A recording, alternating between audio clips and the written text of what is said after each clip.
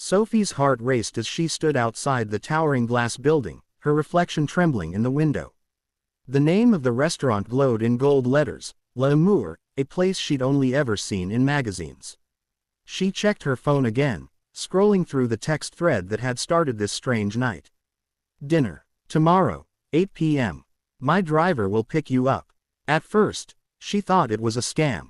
Then, when the car actually arrived, a sleek black sedan with tinted windows, she convinced herself it had to be a prank.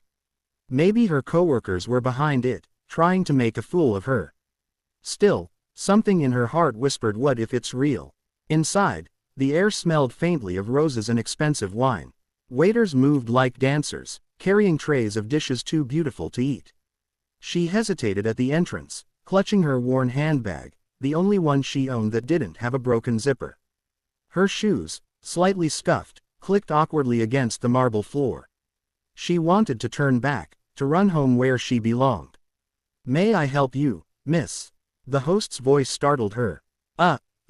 I think someone's expecting me. Adrian, she stammered. The host checked a list, then smiled warmly. Of course, right this way. Her stomach twisted as she followed him through the room. She could feel eyes glancing her way. Elegant women in diamond earrings, men in tailored suits. She pulled her cardigan tighter around herself, trying to disappear. And then she saw him. Adrian stood near a corner table by the window, where city lights shimmered over the river. He wore a dark suit that fit perfectly, his tie loosened just enough to make him seem approachable. But it was his eyes that caught her, calm, kind, curious. He rose the moment he saw her, a genuine smile spreading across his face. Sophie, he asked softly, as if saying her name was something delicate. She nodded, frozen in place. You're real. He chuckled lightly. I hope so. Otherwise, this dinner might get awkward. Her nerves tangled with confusion. She took a hesitant step forward, her pulse drumming in her ears. Part of her wanted to believe him. Part of her still waited for someone to jump out from behind the curtains, holding a camera, shouting gotcha.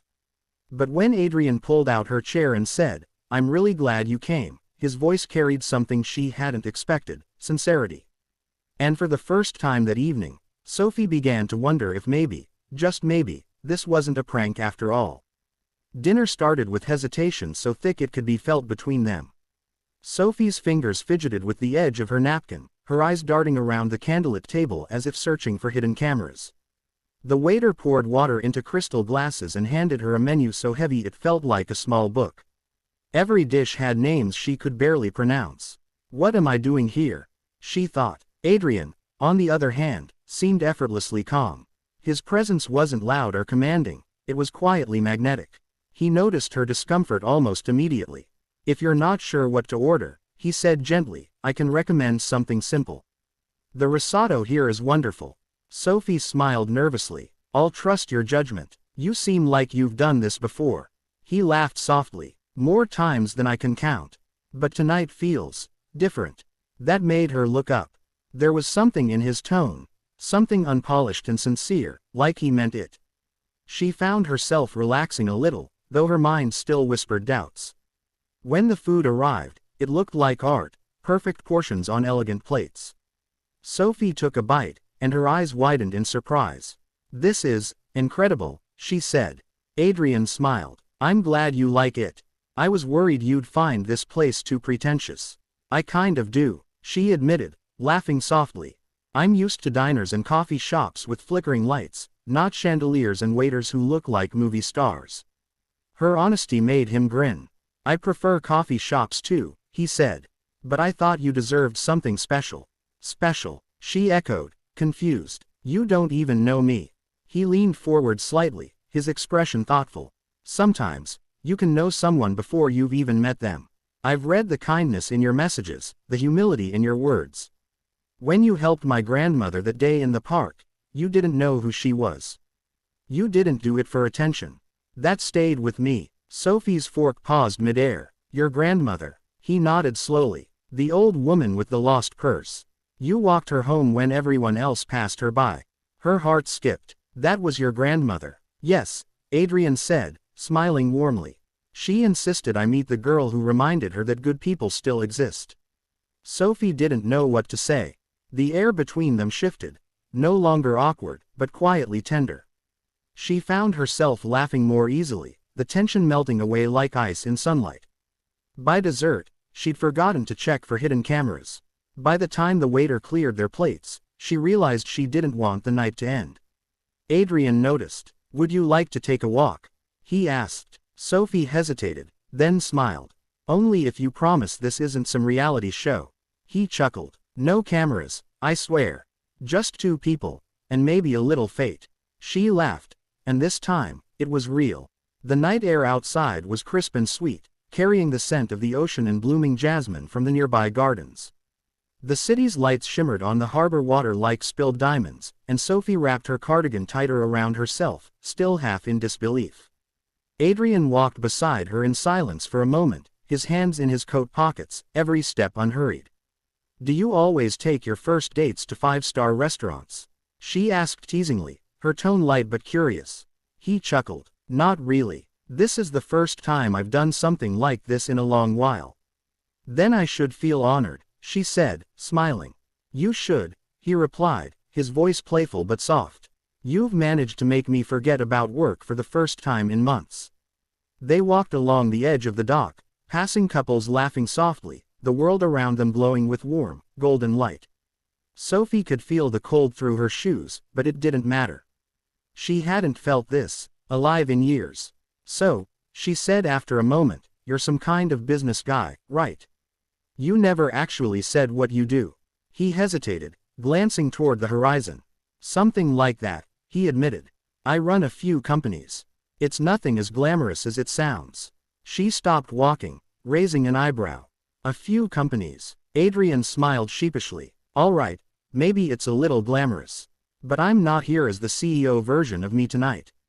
"Then who are you?" she asked softly. "The man who hasn't laughed this much in years," he said, looking at her with a sincerity that caught her off guard.